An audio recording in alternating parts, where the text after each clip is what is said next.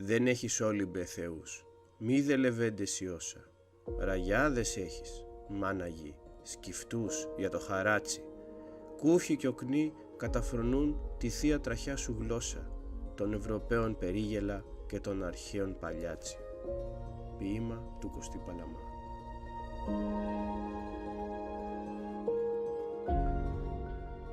Κεφάλαιο τρίτο. Οι Έλληνες στην Οθωμανική Αυτοκρατορία. Είδαμε ήδη πως η Οθωμανική Αυτοκρατορία αντικατέστησε τους Βυζαντινούς. Αιώνες κυριαρχίας της ελληνικής γλώσσας και του χριστιανισμού μετατράπηκαν σε ανάμνηση και στη θέση τους ορθώθηκε ο μουσουλμανικός πολιτισμός και το Ισλάμ. Πολλοί Βυζαντινοί άρχοντες και λόγοι κατέφυγαν στη Δύση και δεν γύρισαν ποτέ.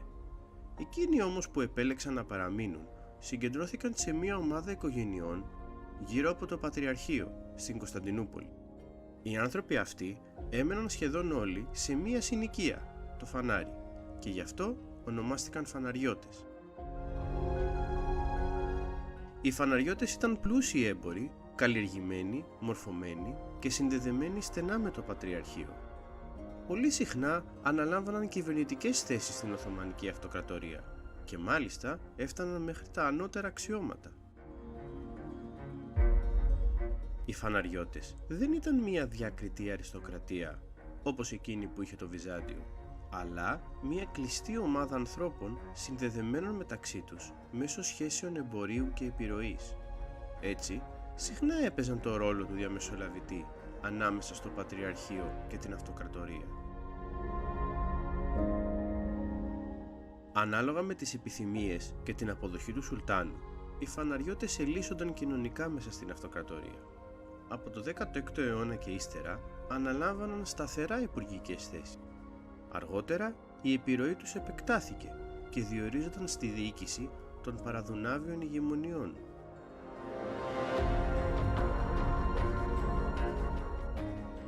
Όπως είπαμε και προηγουμένως, οι Οθωμανοί έπρεπε να διοικήσουν αποτελεσματικά πληθυσμούς άγνωστους ή ακόμη και εχθρικούς σε αυτούς.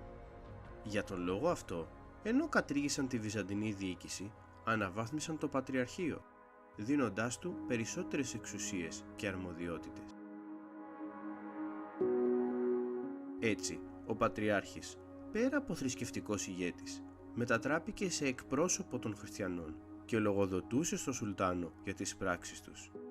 Η Εκκλησία έπαιρνε σημαντικές αποφάσεις για την παιδεία, τα κληρονομικά και την φορολογία, σαν μια δεύτερη διοίκηση μέσα στην Αυτοκρατορία. Πολλοί ιερείς θεωρούσαν ότι οι Οθωμανοί ήταν η θεραπεία για τις αμαρτίες των Βυζαντινών. Άλλοι, όπως ο Νεόφυτος ο Δεύτερος, κοιτούσαν προς τη Δύση και τις ευρωπαϊκές ιδέες με ελπίδα. Και κάποιοι οραματίζονταν ότι οι Ρώσοι, οι Ορθόδοξοι του Βορρά, το ξανθό γένος, θα λύτρωναν τους Έλληνες. Όλοι όμως ανέλαβαν την ευθύνη της εκπροσώπησης των χριστιανών και την εσωτερική τους διοίκηση. Το σύστημα αυτό ονομάστηκε Μιλέτ και περιέγραφε μια ομάδα ανθρώπων με βάση τη θρησκεία τους.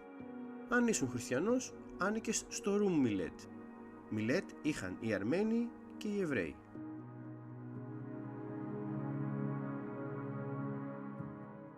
Αν και ήταν επιτυχημένη στρατιωτικά, η Οθωμανική Αυτοκρατορία δεν είχε μεγάλη εμπειρία στη διοίκηση και γι' αυτό πολλή εξουσία πέρασε και στα χέρια τοπικών αρχόντων. Ήταν κατώτεροι από το Πατριαρχείο, αλλά και από τους φαναριώτες, όμως με τον καιρό πλούτησαν και απέκτησαν επιρροή. Αυτοί οι άνθρωποι έμειναν γνωστοί με πολλά ονόματα: κοτζαμπάσιδες, δημογέροντες, επίτροποι και προεστοί. Η δύναμή τους πήγαζε από την ανάγκη της αυτοκρατορίας για φόρους. Εκείνοι γνώριζαν τις τοπικές κοινωνίες που διοικούσαν και υπολόγιζαν τον φόρο για τους υπηκόους της αυτοκρατορίας.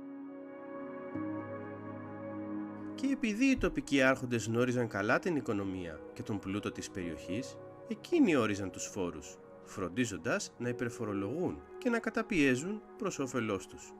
Οι δυνατοί που είχαμε γνωρίσει στο Βυζάντιο δεν έφυγαν ποτέ, ούτε το ζήτημα της γης λύθηκε από τους Οθωμανούς.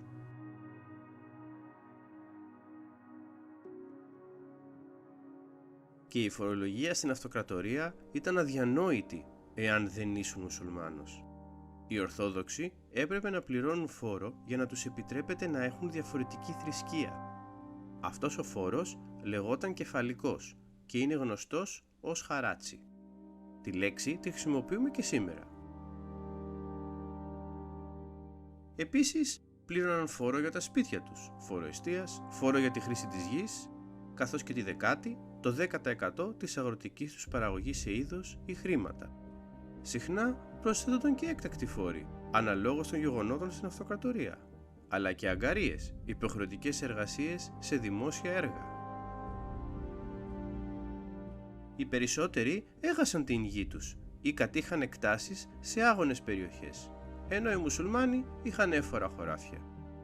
Όσοι δεν σφαγιάστηκαν στα χρόνια της πτώσης και δεν έγιναν μουσουλμάνοι υποχρεωτικά, μετανάστευσαν στο εξωτερικό ή στα ορεινά.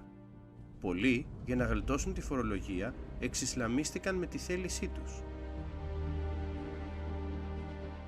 Στους άπιστους, επίσης, επιβαλόταν το πεδομάζωμα, ο φόρος αίματος, στο οποίο νεαρά αγόρια απομακρύνονταν από τις οικογένειές τους και γινόντουσαν γενίτσαροι, μουσουλμάνοι στρατιώτες και διοικητές, πιστοί στο Σουλτάνο. Αυτό συνέβαινε από τον 13ο αιώνα, διότι οι μουσουλμάνοι στρατιώτες δεν ήταν αρκετοί. Ακόμα και αν πλήρωνες τους φόρους όμως, ήσουν πολίτης δεύτερης κατηγορίας. Οι μουσουλμάνοι πολίτες πάντοτε ευνοούνταν στους νόμους και στα μουσουλμανικά δικαστήρια, τα ιεροδικεία. Απαγορευόταν να λατρεύεται κάποια άλλη θρησκεία ανοιχτά, να γίνονται λιτανίες ή να χτυπούν καμπάνες. Όντας μη μουσουλμάνος, ζημής, συνήθως κατοικούσες σε φτωχογειτονιές της πόλης. Δεν μπορούσες να υπηρετήσεις το στρατό, παρά μόνο σε βοηθητικά σώματα. Και όπως είδαμε, η αγροτική ζωή ήταν δύσκολη με τους φόρους και τα άγωνα εδάφη. Και γι' αυτό οι Έλληνες στράφηκαν στο εμπόριο. Η ζωή ήταν πολύ δύσκολη για τους Έλληνες στην αυτοκρατορία. Σύντομα όμως, τα γεγονότα στον κόσμο θα έφεραν μεγάλες αλλαγές. Ένας νέος κόσμος θα γεννιόταν και έκτοτε πολλά θα άλλαζαν.